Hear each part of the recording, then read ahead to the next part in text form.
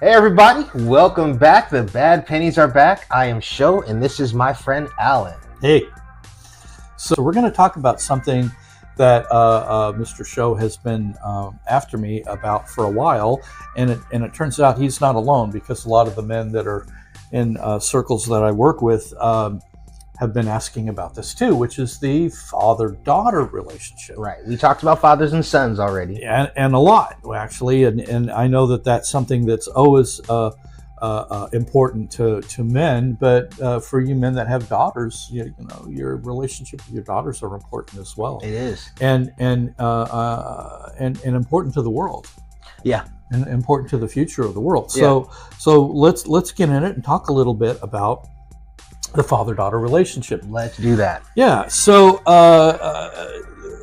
I'm going to start with something that I said in the kind of the beginning when we were talking about the father-son relationship, which is that the best way to be a parent, or at least a father, since we're talking to men here, the best way to be a good father is to have a good relationship with your wife. Okay. Yeah. And when we're discussing, you know, how that affects the daughter, as I'm sure we've mentioned before, that women are more relationship oriented, and we are more success oriented. Yeah.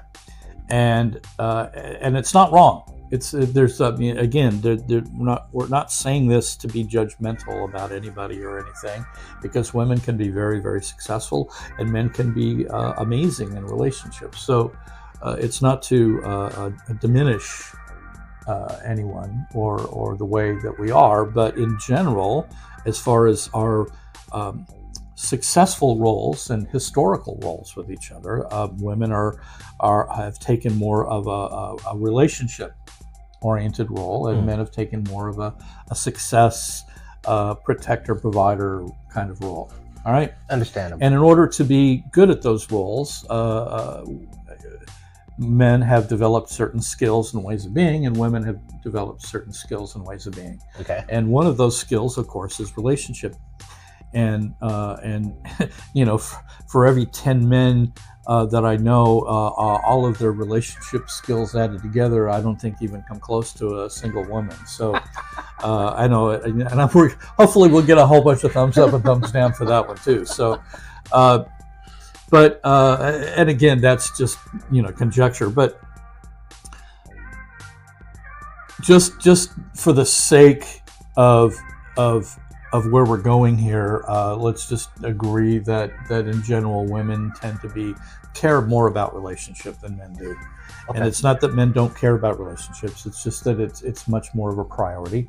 And because it is, the daughter, really, it's very, very important for her to see the relationship working between the father and the mother.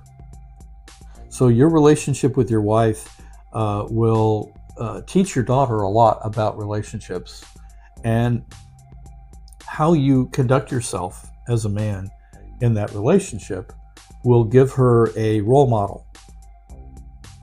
Remember, and look, I'm not the first one to say that parents are role models. Yeah. Right. I mean, this is going back tens of thousands of years. Right. We've learned, humans have learned that the primary role models for children are the parents. Right. Until they're not. And that does happen, by the way. There will be a point in the process where children start looking at others to be role models. But the primary role models in the beginning are the parents. Okay.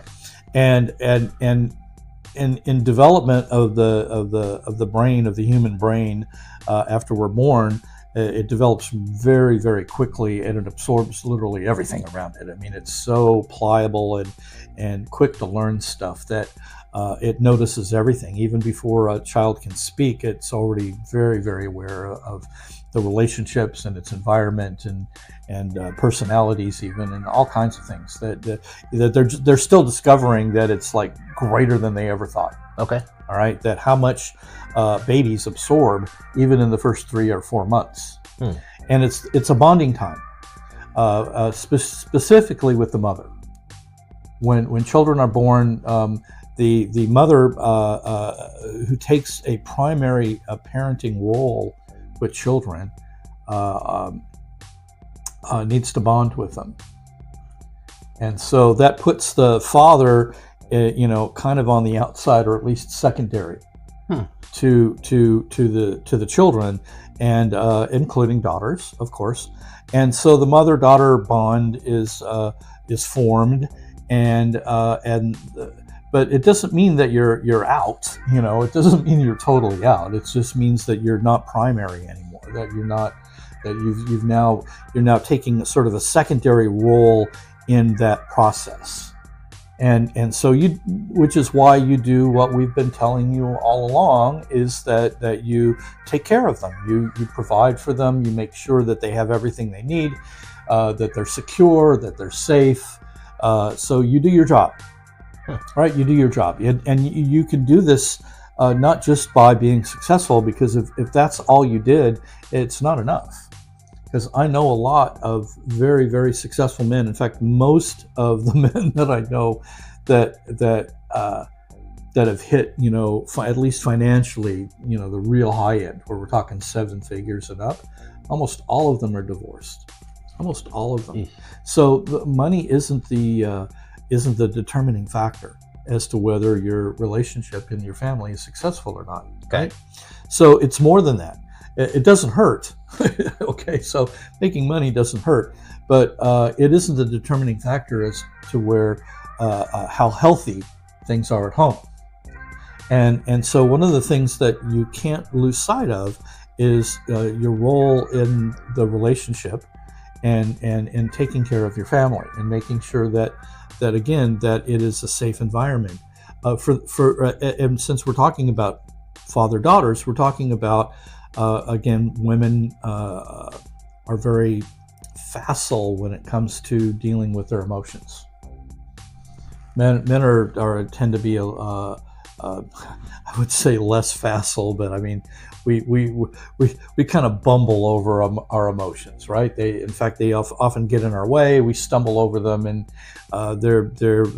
we deal with them by controlling it. Pretty much, we deal with them by not dealing with them. Okay, for the most part, right? Because they don't help us do the things that we need to do. Right. They get in our way.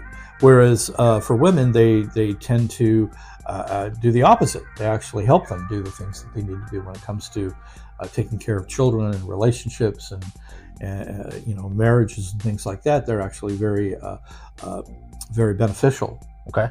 To that process. So one of the things we do is we make sure that they actually have the space, which is a non-judgmental space. Because this is very funny. I was talking to some men about their wives, and I was asking them what kind of place they go when their wives get emotional. And it started out with, how often does your wife get emotional? And some of the men said, well, my wife gets emotional all the time. And I said, okay, well, how do you handle it?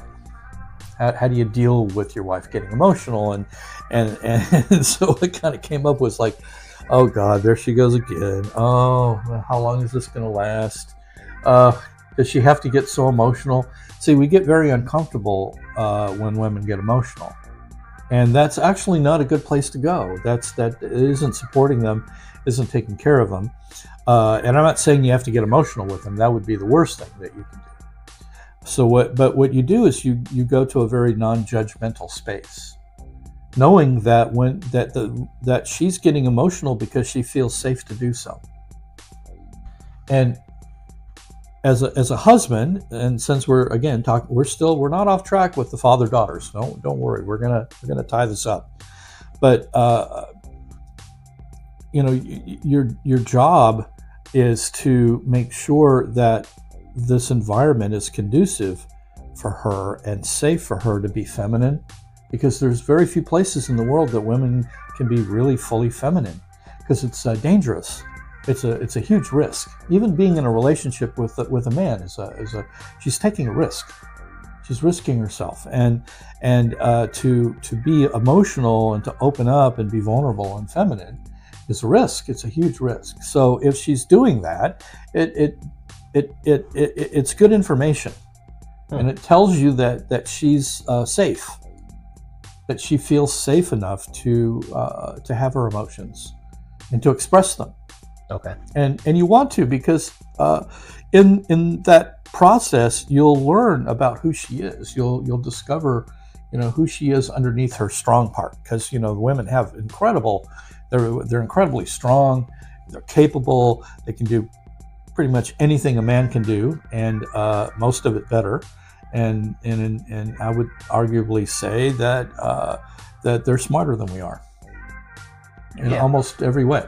We've talked about that, and before. Especially in relationships. So you give her an opportunity to not have to be that super strong, capable, got it all handled woman, which is the how they project themselves out into the world. But you give her an opportunity to be the other part of her, the more feminine, the more vulnerable, more emotional part of her. And when she goes there, it lets you know that you've done a good job making her feel safe. So don't fuck it up. All right? Don't fuck it up by going to that place of, oh God, there she goes again.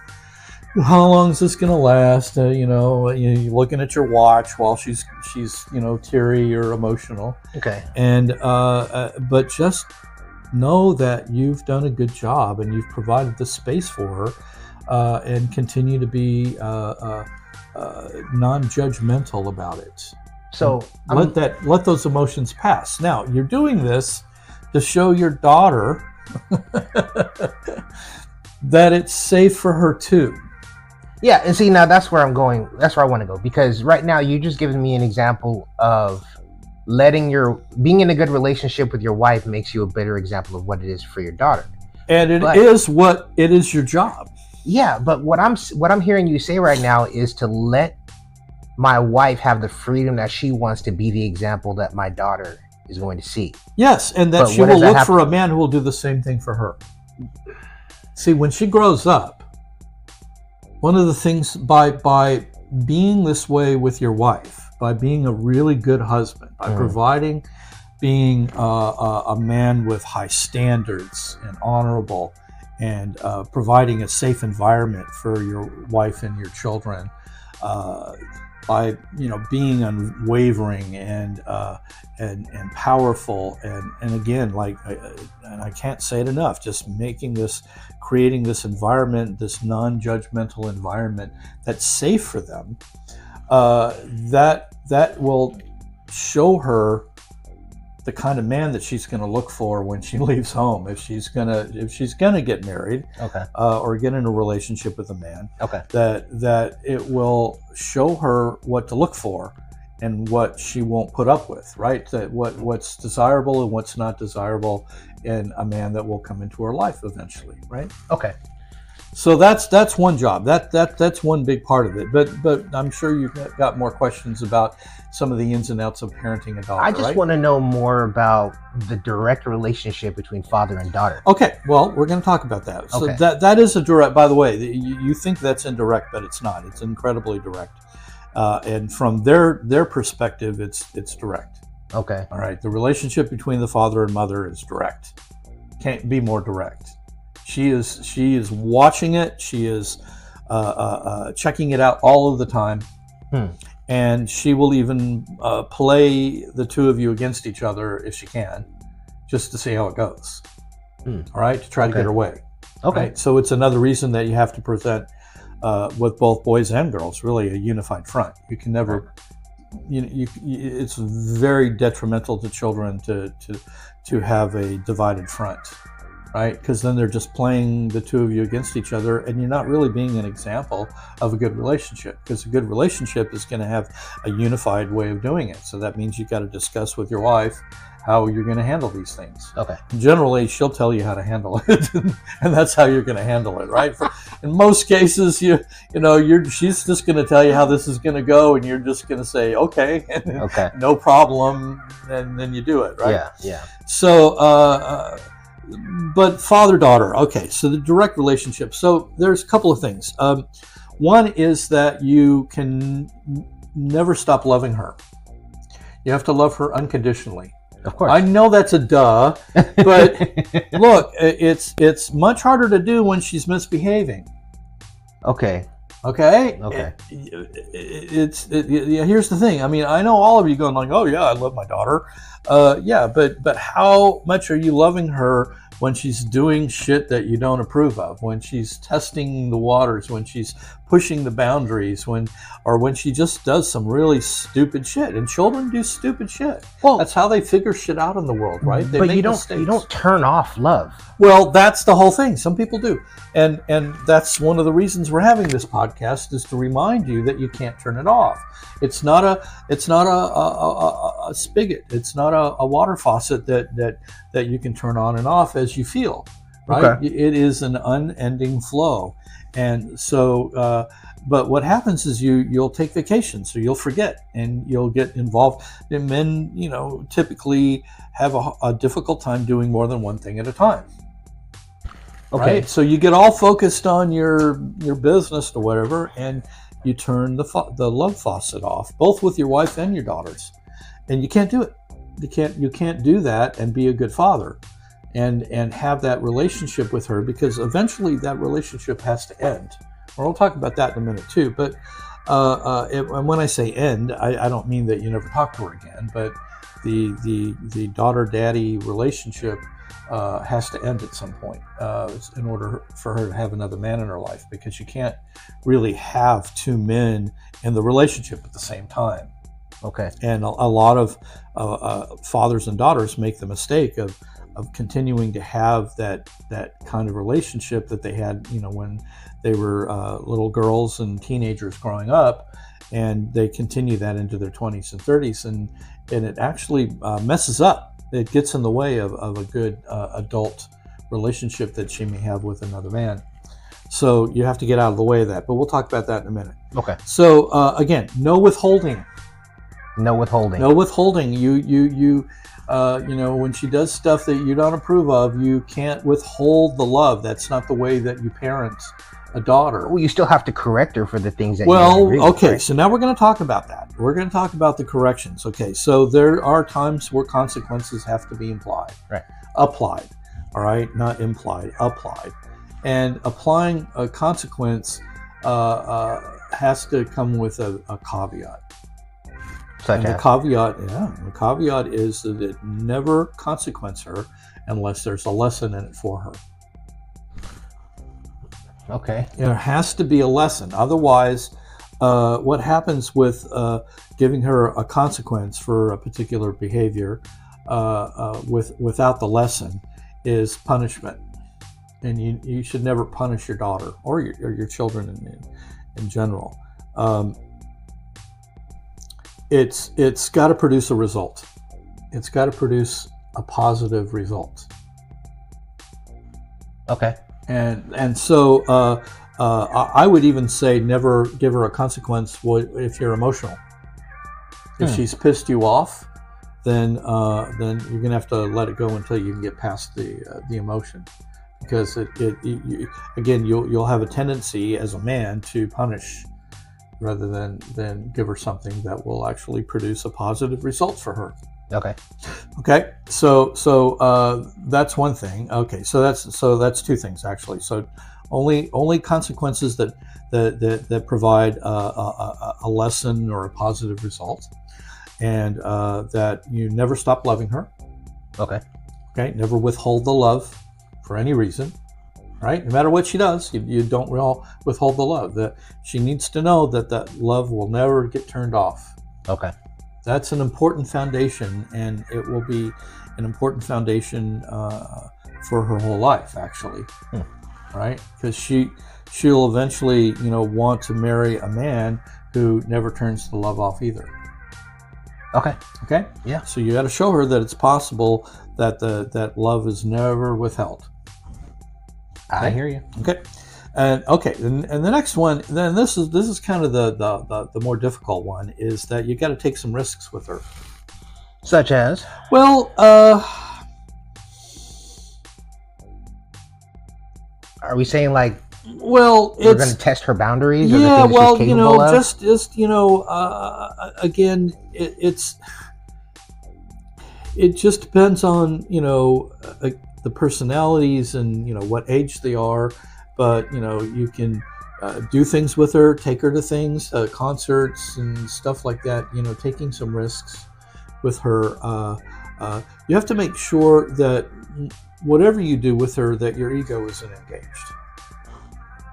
Okay, you're not trying to prove what a great father you are. Okay. All right, that's not being a good father, is by trying to prove to her that you're a good father, right? Okay. Good fathers just are good fathers, right? So don't be afraid to take some risks. Just keep your ego out of it. Just keep your, do things with her that, separate. So when you say take a risk, give me more of like a example. Just doing a father-daughter day is a risk. Father-daughter day is a risk? Oh, hell yeah. Of course it is. I thought that would have been a normal, natural thing to do. Why would that be a risk? Why would she want to spend a day with a man? I mean, it's more natural for her to be with her mom. But don't daughters grow up loving their fathers and, wanting to find a man like them, right? Okay, so let's talk about why the daughter loves the father. The daughter loves the father because of his unwavering and love and consistency. And most importantly, she loves the father because of his love and consistency with the mother. Okay. Back to that example of being a good husband. Exactly.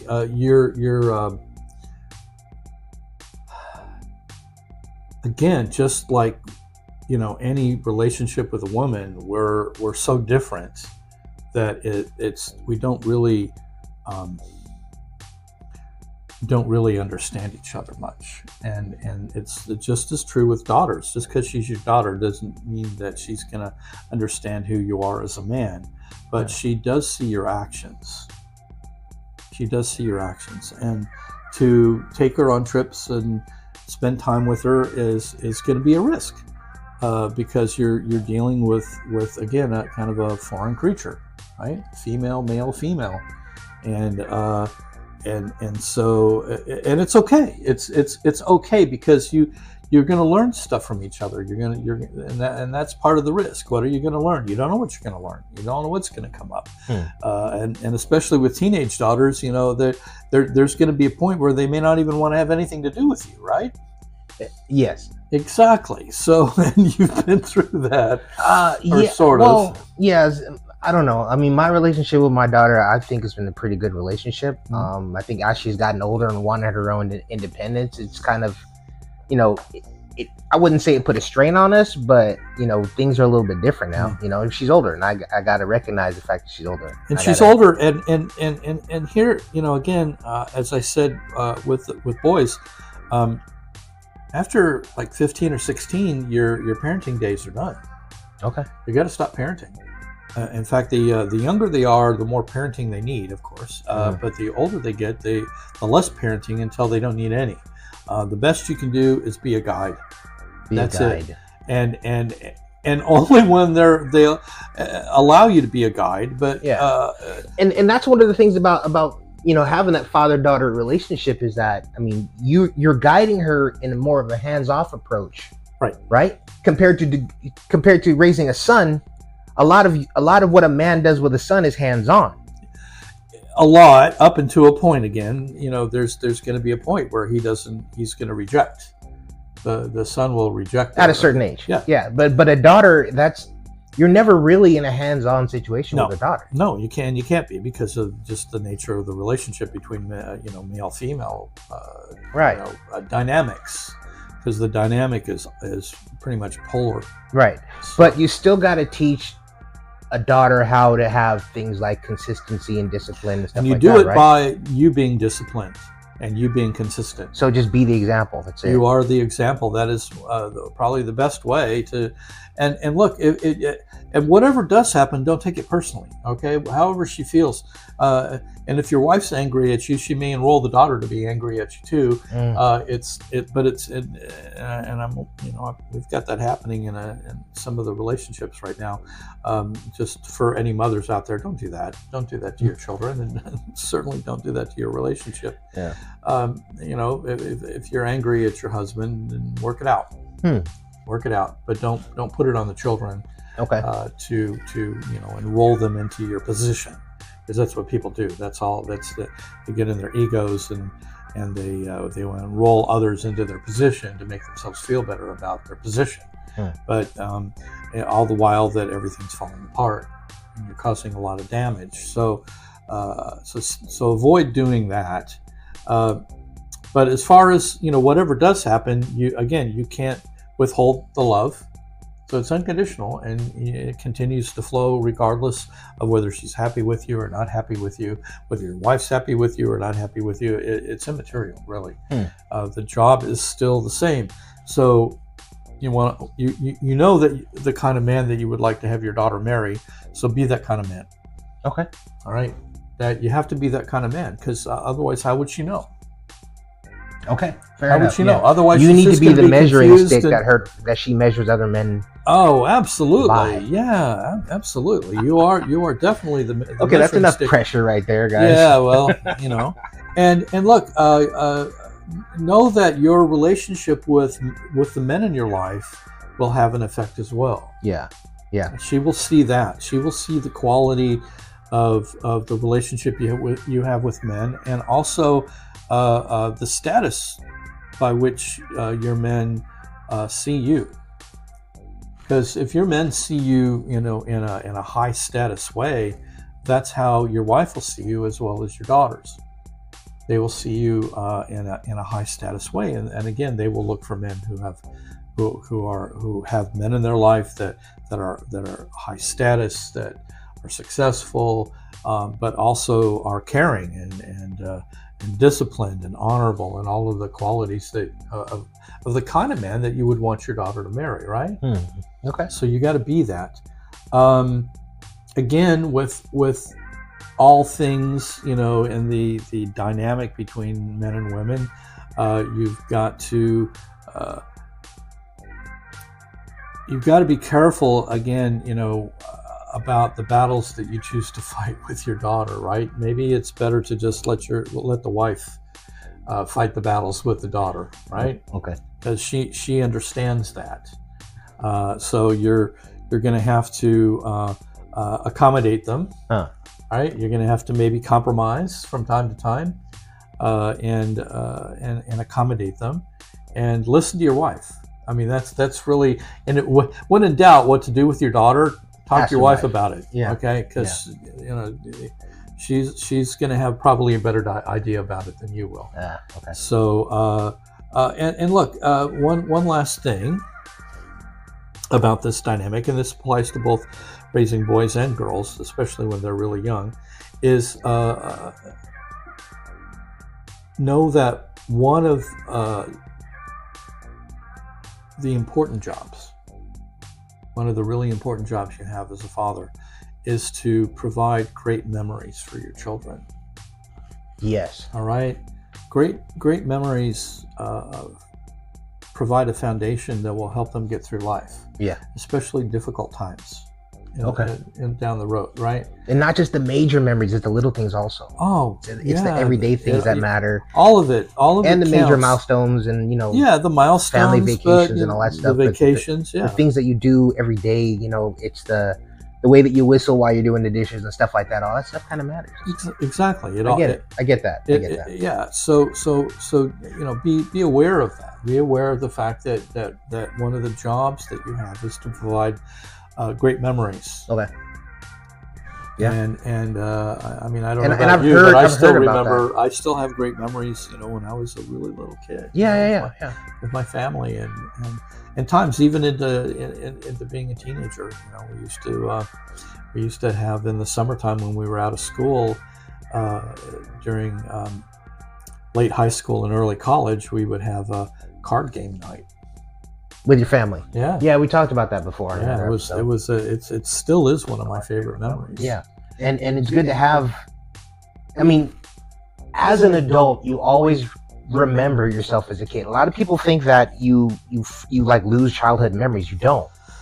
And so it's good for you as a parent to intentionally give your children these memories that they will have to reflect on. And for those of you who had difficult childhoods and don't have those kind of memories, that doesn't mean that you can't give them to your children. Right. Right. That don't let your You should almost deliberately try to yeah, exactly. You know, better memories. that know that that's something that you can still provide just because you didn't have it, Right. and know what kind of effect it has on someone's life to not have those, right? So you can come from that standpoint, and of course it you can't change the past, so it even regret doesn't really help us a whole lot, right? Mm. All you can do is let the past be the past and learn from it. Yeah. I've got a saying where I say a lot: leave the past in the past and your future will change. In fact, that's actually a very powerful place to come from. Yeah. In fact, the more you let the past be the past, the more powerful your future will be.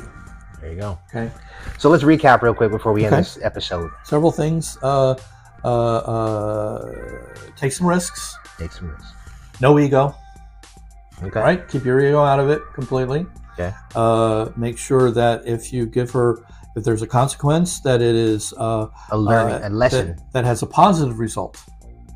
Okay. A positive result. Positive result. Okay. Okay. That there's a lesson in it, but it's that it has that the consequence has a positive result. Okay. Okay.